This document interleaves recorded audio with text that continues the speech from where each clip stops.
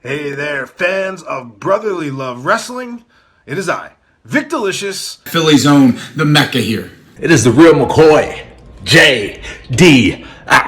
Justin D. Xavier. And it's your man, CD, the fallen angel, Christopher Daniels. Hello, boys and girls. This is your old friend RJ City. Hey there, brotherly love wrestling. Bill Carr here.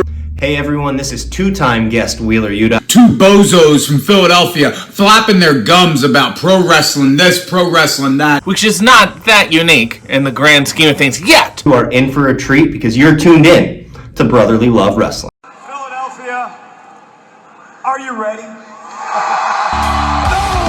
They said, are you ready? This is Brotherly Love Wrestling Podcast, your first stop for everything professional wrestling. So sit back and enjoy wrestling talk at its finest with your hosts, Larry Hall and Joe Corrado.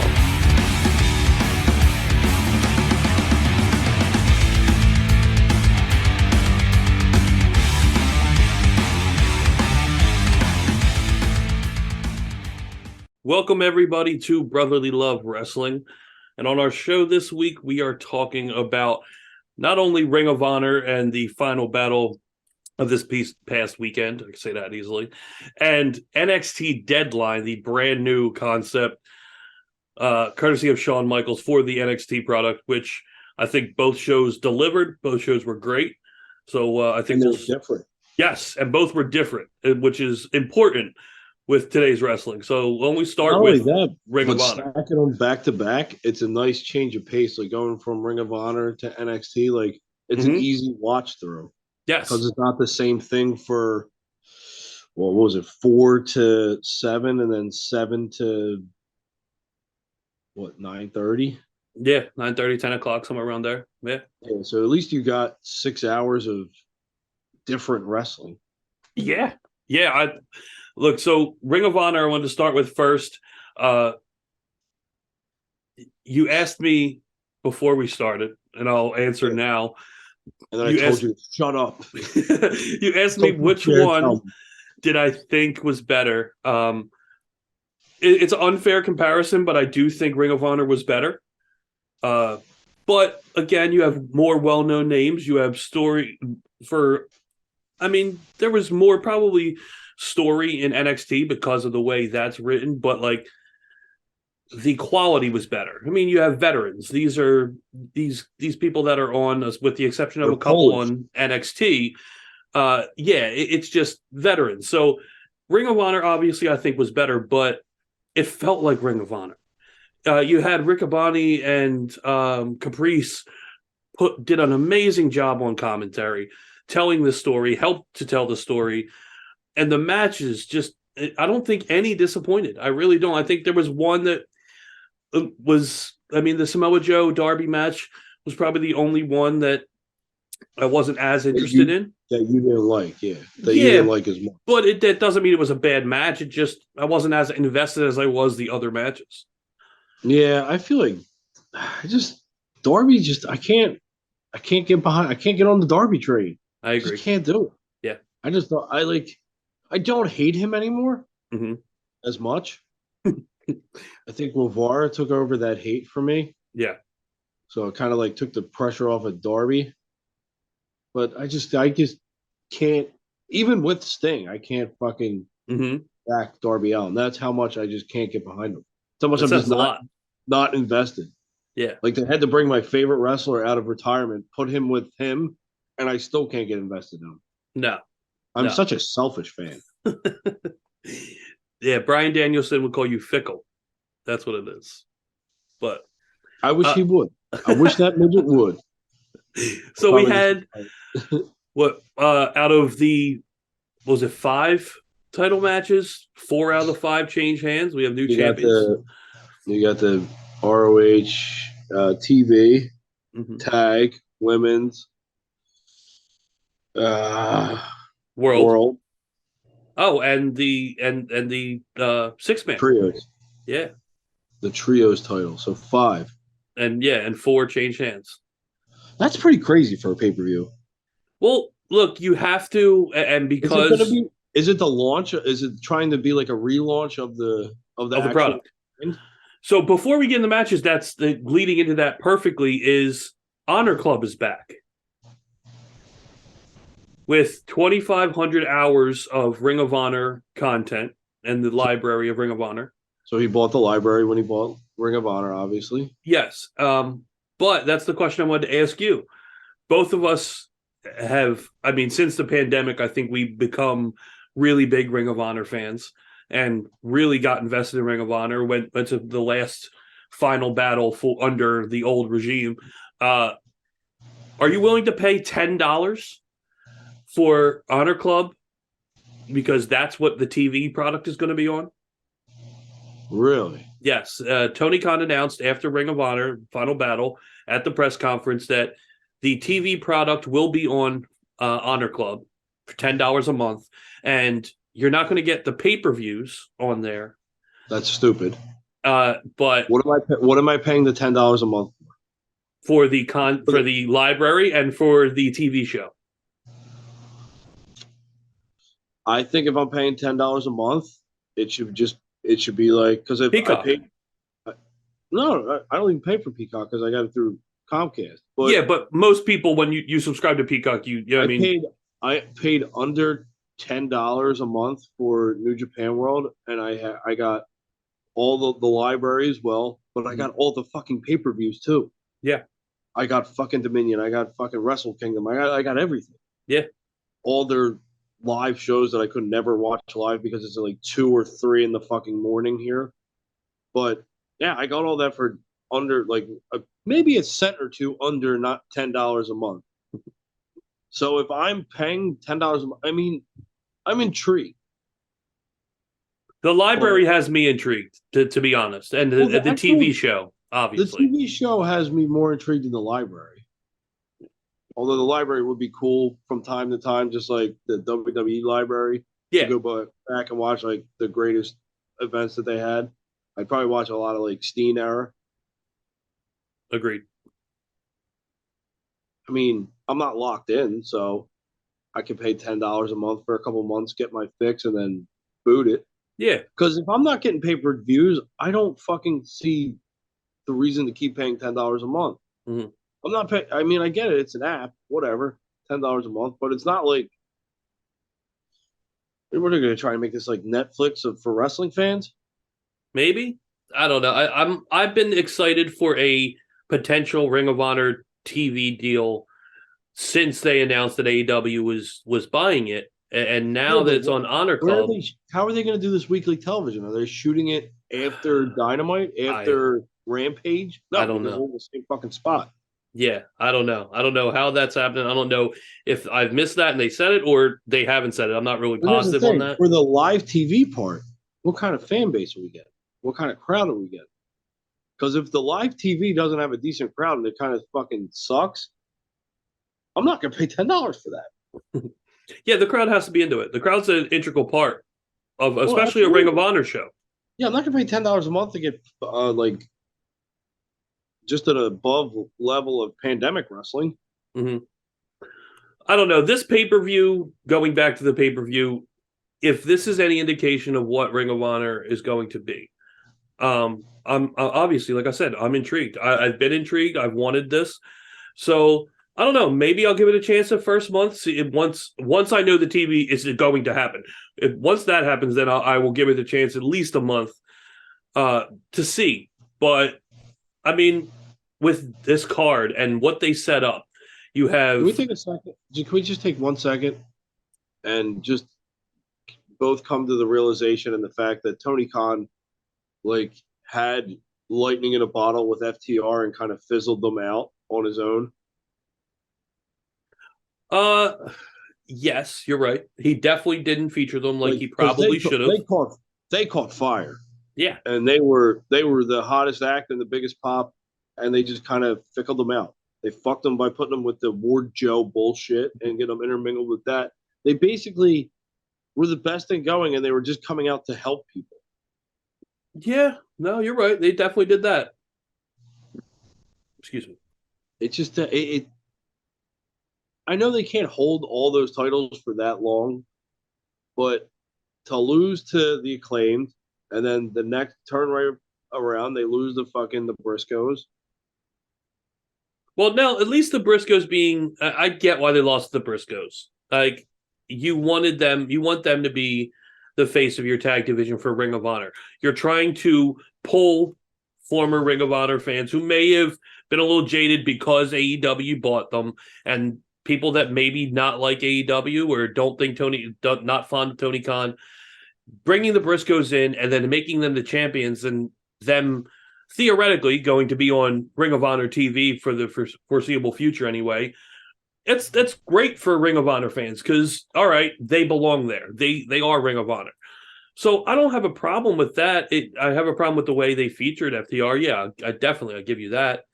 But I think FTR, they're going to want, I mean, I think Dax came out and said this on a podcast. He said, we didn't get a chance to do the indies. We want to do the indies. So I think this is more them, like, losing the titles. Featuring is all Tony in the past. But I think going forward, I think that's mainly the reason is they want to experience the indies. And they got a little taste of it being with AEW and having a little bit of that freedom and doing different things. So, I mean, if that means that they're going to be on the indies and we get to see them pop up here and there, that might be pretty cool. All right. Fucking Mr. Glass half full, trying to put out my negative train. That was just the first stop on Negative Town. I'm sure. Find more stops. I'm sure. They've derailed me once. Shame on me. Mercedes Martinez and Athena was very good. Mercedes is amazing. She's such a good wrestler. Athena has come a long way since WWE, and I'm glad. Although I like Mercedes as the champion. I think she belongs in Ring of Honor and should stay in Ring of Honor. But Athena, younger blood, she needs to be featured a little bit. Putting the title on her will help her more than it'll help Mercedes Martinez because she's already established. I think Athena has the bigger name too. Yeah. Amongst most wrestling fans, yeah, absolutely. Well, just because of the whole WWE run, I think that garnered her more fans. Yeah. I like I said, the Joe match was good, but I personally wasn't invested in it.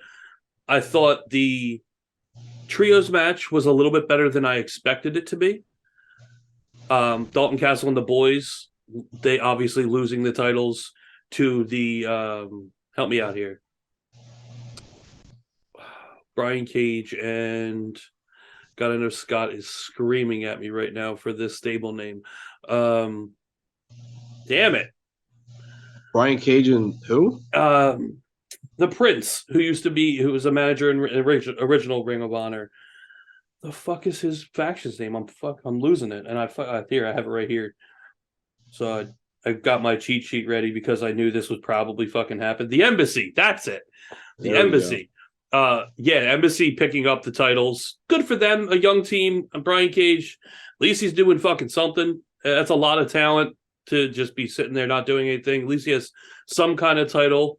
Here's the thing, though, and I will say this: I don't know if Brian Cage fits the whole AEW scheme.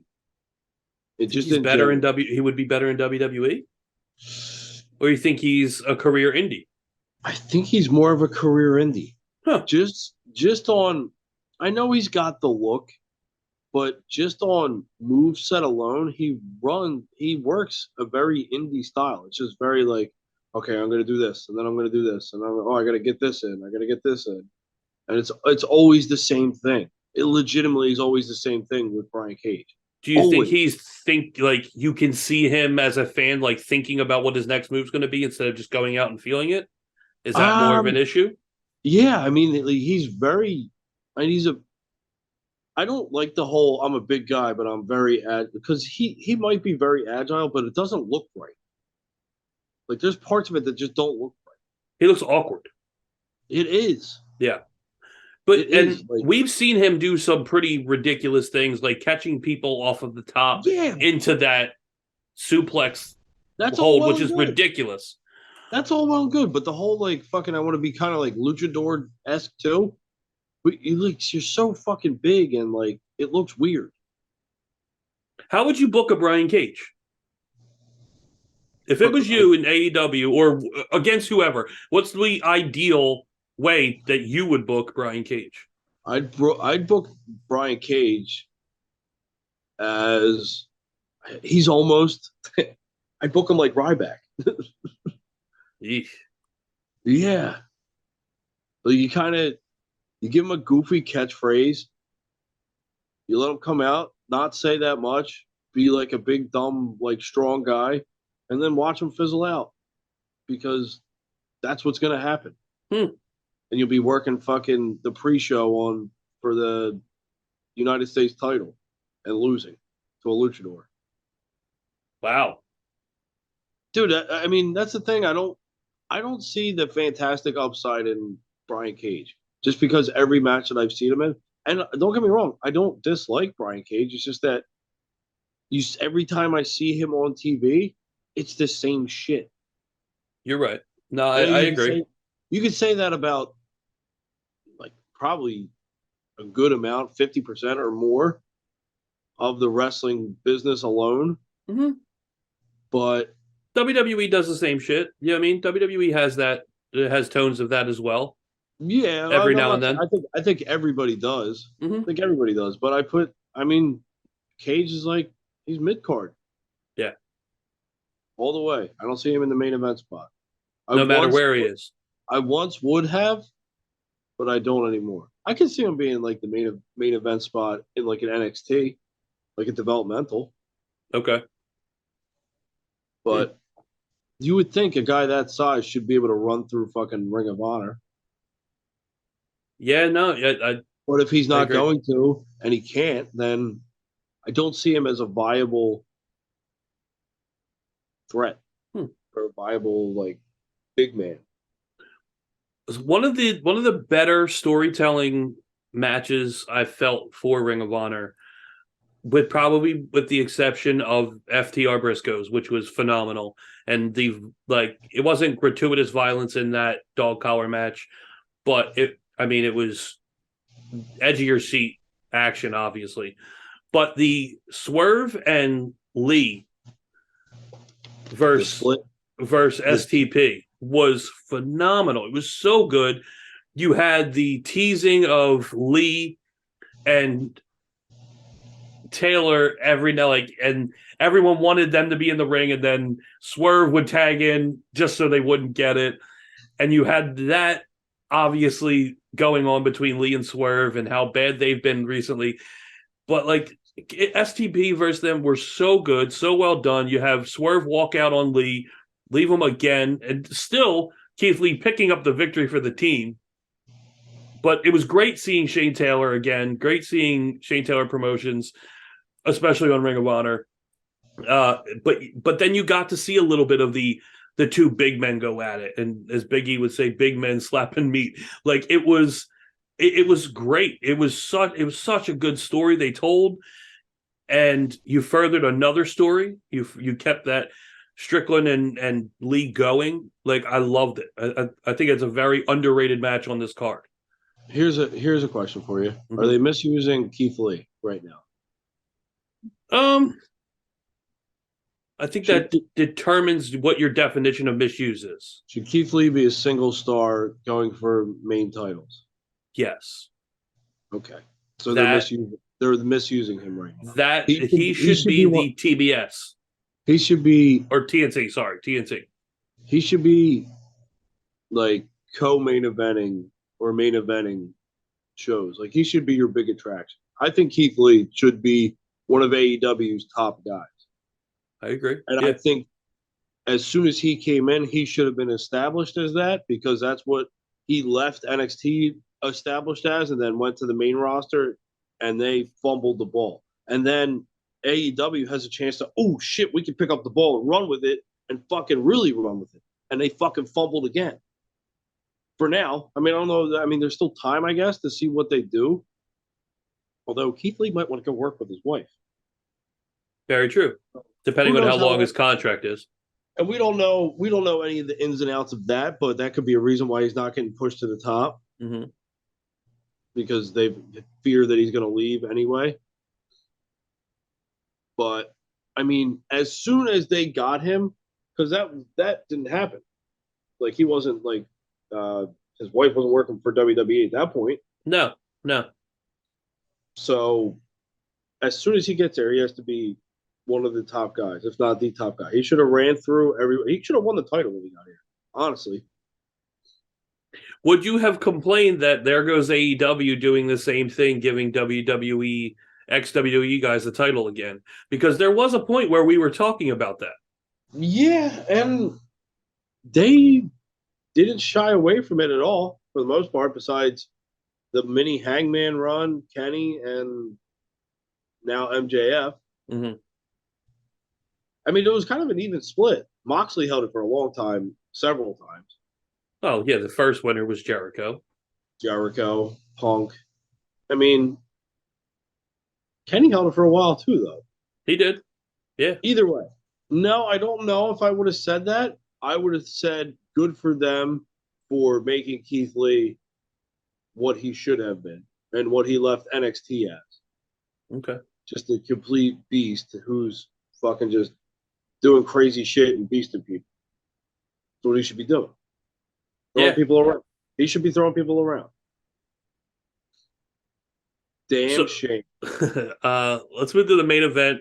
Claudio versus Chris Jericho for that world championship.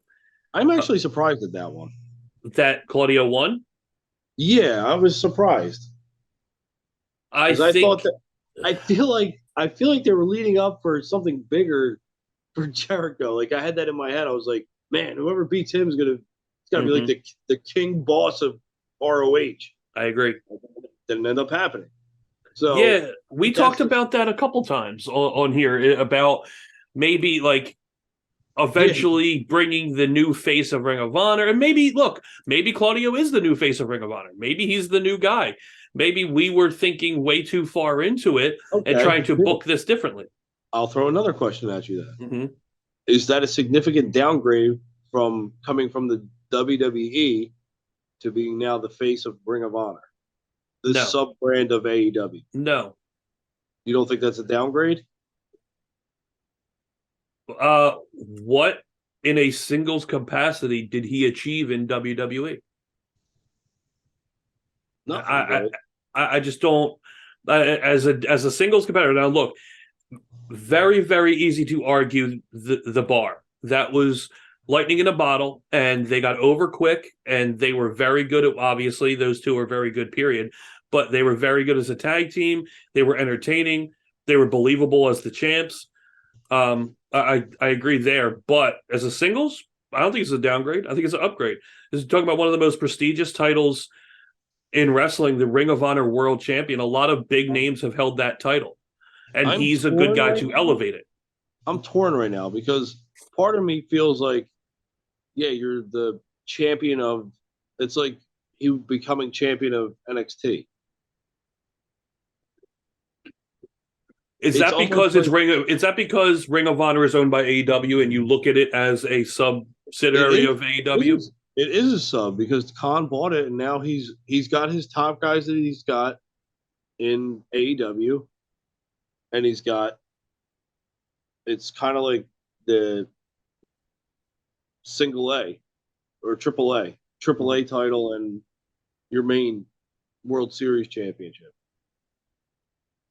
Like I feel that like coming from WWE where he wasn't being used properly and whatnot to going to AEW and now kind of getting downgraded from that to being ROH champion. Like again, another guy. Like if you were really that guy and you were really supposed to be that, then why weren't you fucking in the running for the AEW championship? Why weren't you there longer? Why weren't you in that? Like you're in a top spot of the lesser brand. Now I don't know how they're going to book it. Now I don't know if it's going to be like, oh, it's like a big crossover where you're going to get a lot of the top stars from AEW in ROH. Like I don't know. They might book it like that, and if so, I'll bite my tongue. But for now, it feels like to me, it's almost like a downgrade from where he came from. Like I said. Like, if you're trying to do this whole, like, and Tony was. I don't know if he is anymore because it doesn't seem like he is. But you're doing this whole like competition thing, and you're better, and you're taking these top guys, quote unquote, but you're just putting them back to where they were just in your company. You came from this, you wanted better, and now you're in this new company and you're still this. I mean, it's a very negative way to look at it, but unfortunately, that's the way I see it. Because I don't think you're Tony not Khan, wrong. You're not wrong. I don't think Tony Khan's special. I don't think he knows his ass from a hole in the ground.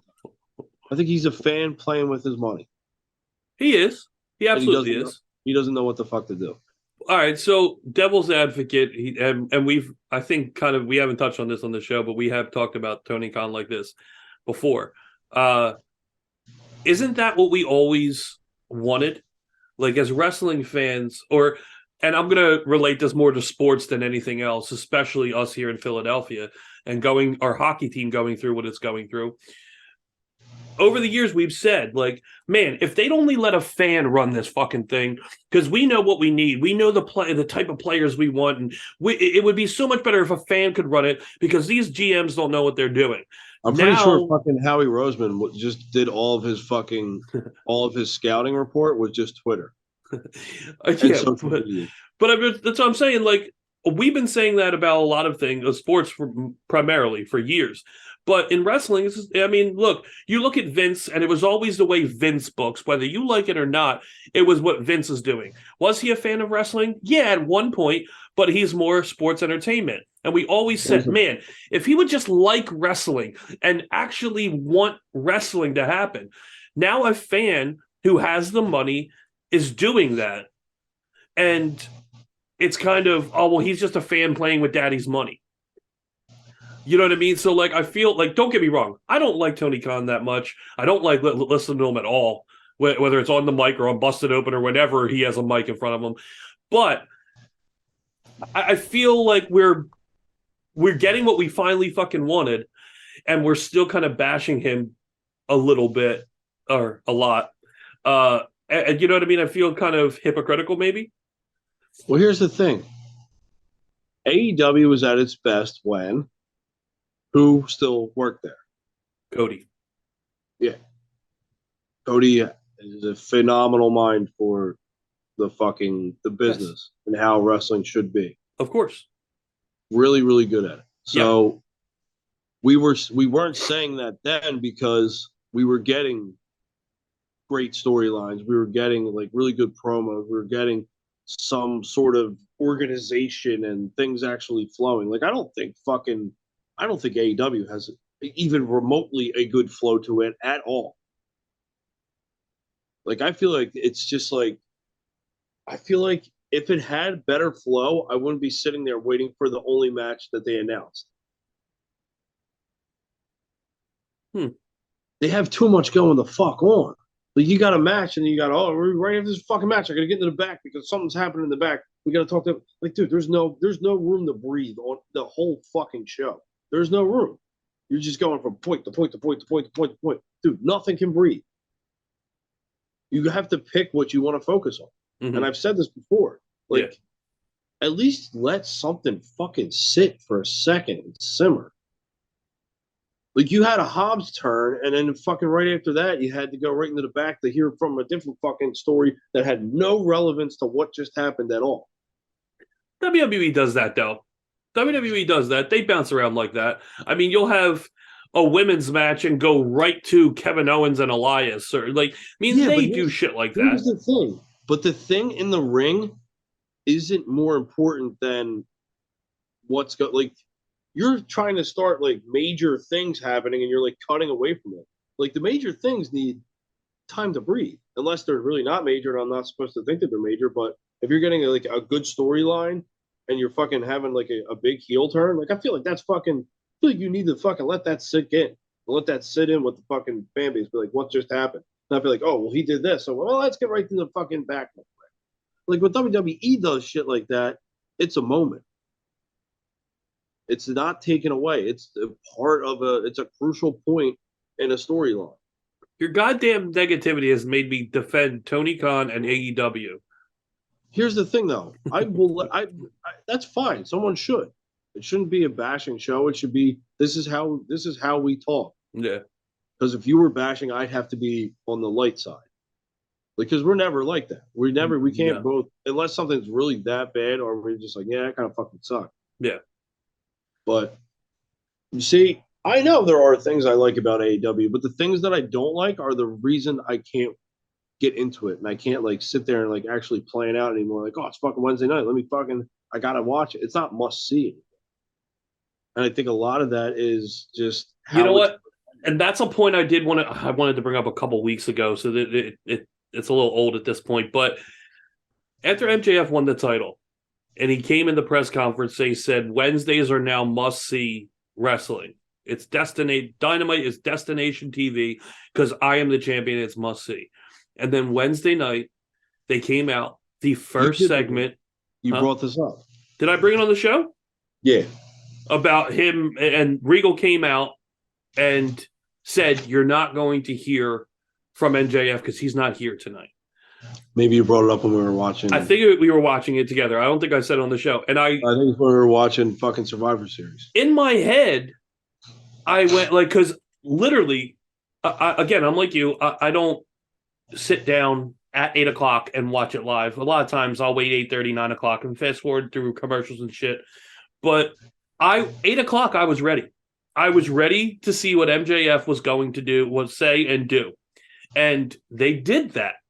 And then literally in my head, now I sat and I watched the rest of the show anyway, but in my head, I said, well, if I'm a casual fan who saw what happened, saw a clip on YouTube or on Twitter or Facebook or whatever, and I'm tuning in just to see what that guy is going to do because he told me I'm going to be on that show, I'm going, oh, well, thank you. I don't have to watch now. Click.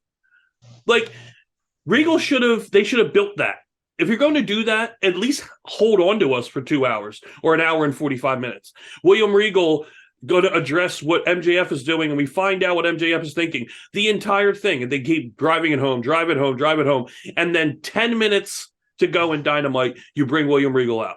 And he immediately says, MJF isn't here tonight, so you're not going to hear from him. Well, you just kept all those people waiting. At least they watched the show, and maybe you could have caught them on other segments in your show and then caught that fan other than what they were tuning in to see MJF. Like, that was, for me, was stupid business when he told you, and I get it, it's a heel thing. He told you to be there and watch it, and now he's not there.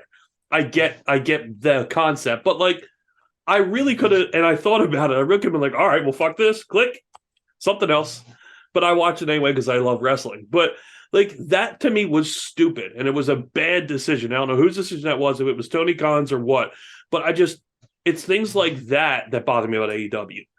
Whether it's timing, whether it's storytelling, whatever you want to call it, that was a very bad decision to do right after catching fire with that main event, that press conference, and then the first night. It confused me so much, like how, like, it felt like it was going to be this massive baby face turn, and it would have been. It really would have been. And they just stuck with, like, I don't understand, like, that decision, that, like, I get it. Like, you're keeping everybody waiting. You're showing everyone that, oh, it could happen, and it's going to be great. Like, I guess you play the waiting game for that, but man, everyone was ready to cheer for fucking MJF. Yeah. Well, let's move on to NXT because Deadline afterwards. What a bizarrely interesting concept. I'm interested to get your opinion on this Iron Survivor Challenge gimmick match, whatever you call it. After hearing all the rules, I was like, oh, okay. The only thing that got me was like, I'm like, all right, I want to see how this plays out because in my head, I feel like it's going to be stupid. I agree. Was the penalty box. Me too. That was the only thing holding me back. I was like, all right, this sounds like it's going to be fucking stupid. Yep. Surprisingly, in both matches, surprisingly enough, I had a feeling, so I guess it wasn't surprisingly, but I had a feeling they were both going to be like polar opposite of matches. Yes, I think they had to be. You had to be completely different. And they were, for the Yes. most part, they were. I mean, same concept, but they were. I mean, the women pretty much came down to the last. Well, they both came down to the last second, kind of, in a way. But the way they executed those last seconds, I think, were the best part of those matches. You get to that, especially in the beginning with the women, you get to that final point, and that last 2 minutes is starting to tick down, and you're looking at the clock, you're looking at who has how many falls, and it's getting so close that now you're like, oh shit, and like you're sitting up. I was trying to cook dinner while watching that match, and I stopped every time. I was like, oh shit, all right, so who's in the penalty box?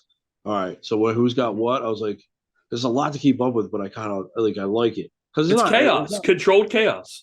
It is. Mm-hmm. So after that match, I said to myself out loud, I was like, man, I can't wait to see what the men doing in this match. I was like, this it was kind of cool. I mean, it was a cool idea that I mean, I was watching it, I was like, I can't think of how I would change anything. So I guess that's a good thing. Like I was thinking about it, I was like, well, what if they did this? I was like, that doesn't make sense. I was like, they put enough shit together to where it can't really be tweaked with. Mm-hmm. Yeah, I think then the decisions I thought as far as who went over, I think Roxy was a very good decision. I think the only maybe I probably would have done I don't know. No, Roxy, I want to talk myself out of it just thinking it in my head. Roxy, I think that's the right decision. Grayson Waller, I put out a tweet, I think right as he won. And I said, Grayson Waller is such a weasel.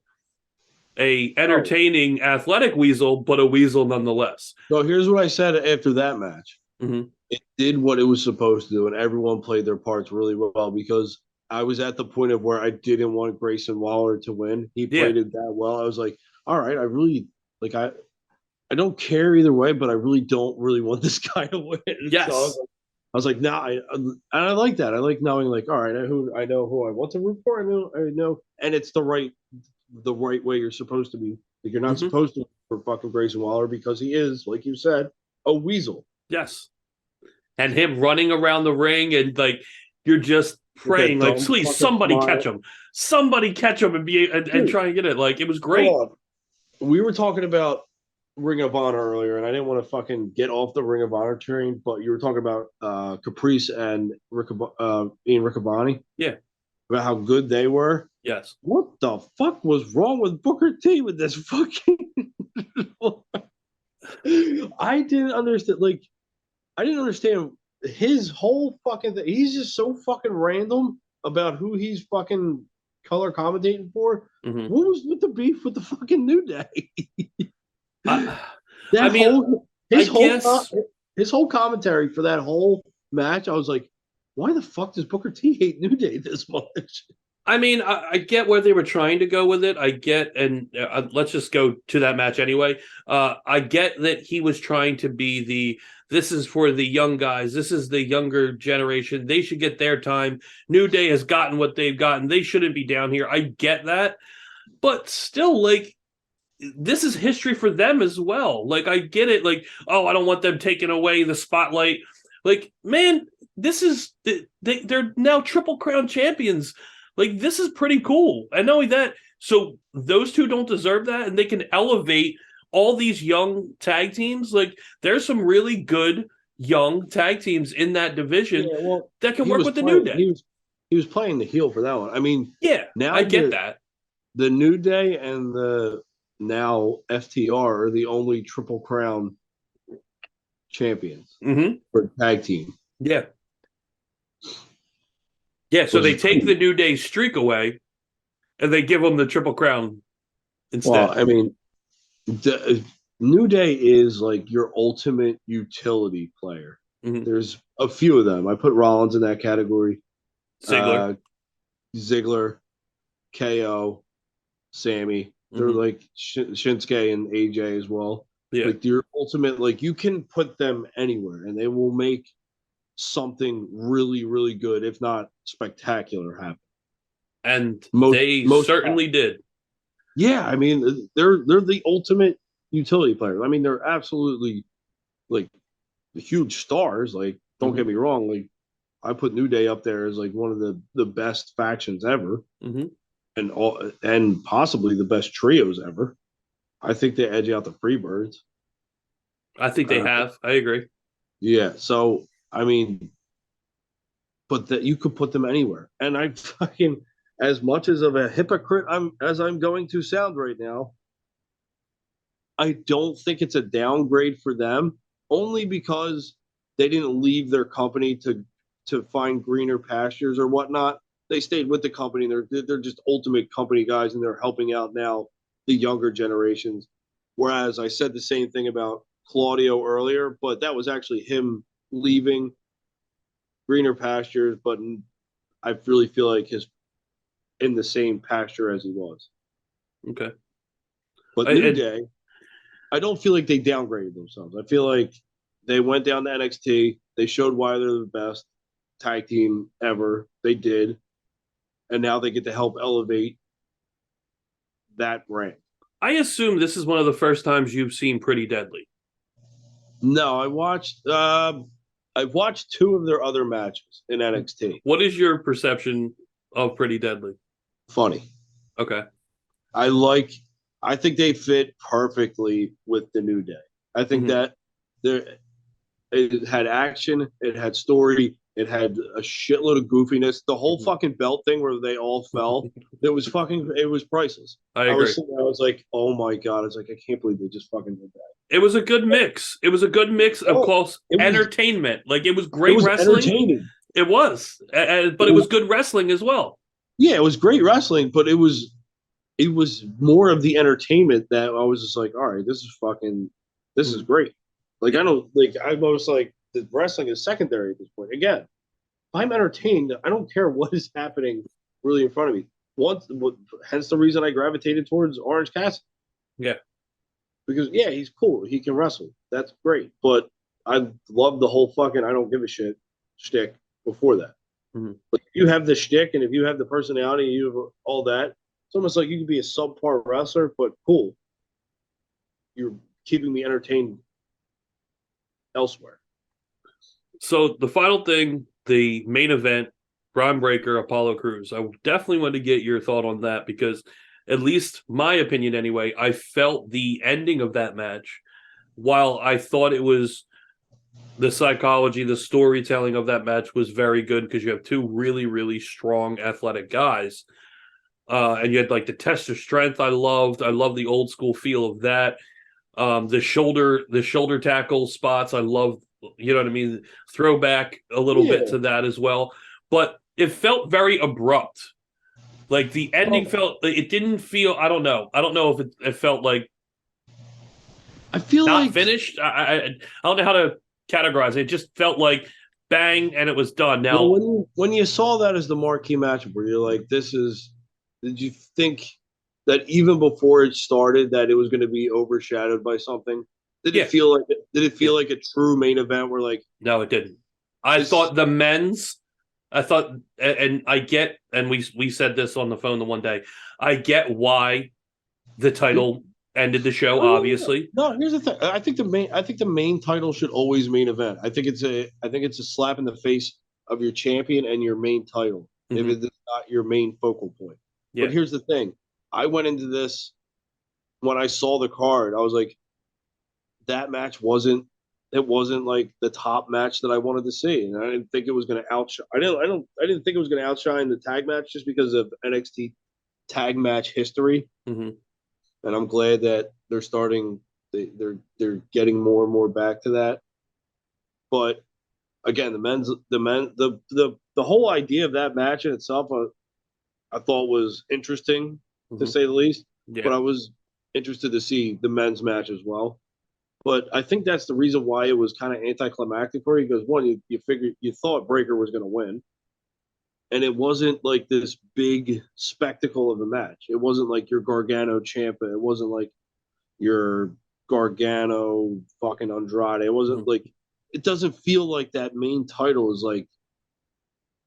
is as big. And I don't know if I attribute that to Breaker or do I attribute that to the challenger in a Crews. I think you attribute that to you knowing that NXT is more developmental than it was when Triple H was running, because it was ran like the third brand. It was ran like a big fucking deal. And those pay-per-views were a big fucking deal. And every match on that card was meant to be there. And it had a great flow to it. Another person who knows about the way a fucking show should flow. Mm-hmm. But this one, I don't feel like Braun is as big of as a character and a name and as an entertainer or wrestler as the Shinsuke's, as the KO's, as the Sammys, as the Bobby Roode, the Samoa Joes, like Finn Balor. I mean, all those people felt like they had it. They had it at the right time too, with the right person and the right circumstances. Right now, it feels like they're trying to get back to that point, but I don't think Braun is the guy to. They can't fucking change that first name. It can't. It's too close to Braun, which is too close to Brock. So all in all, what do you think?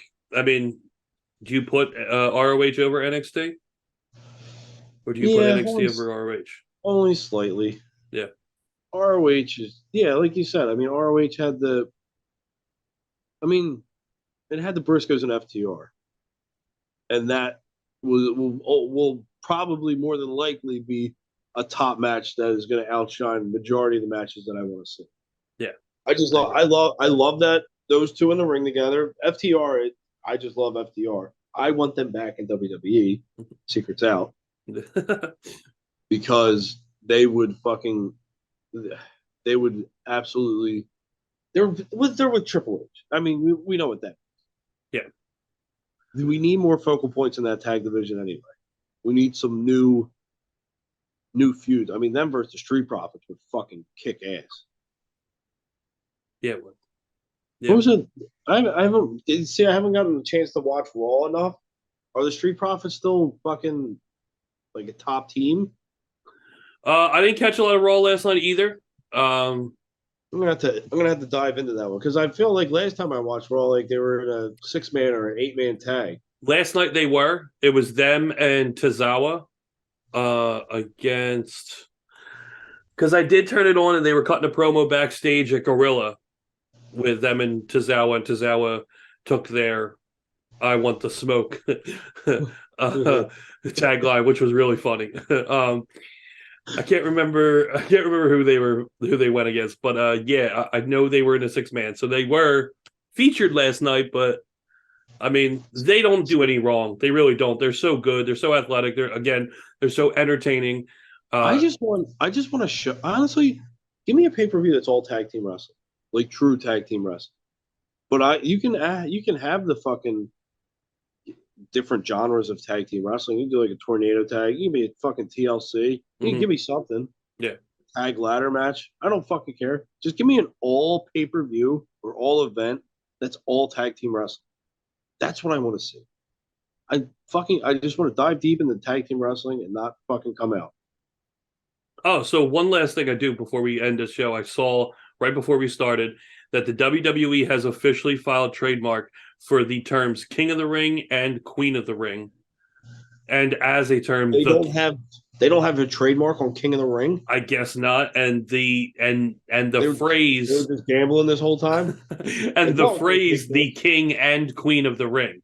So obviously they are looking to bring back both tournaments, which is cool. Like I love the King of the Ring. Queen of the Ring? Oh, that's right. Zelina. Zelina. Yep.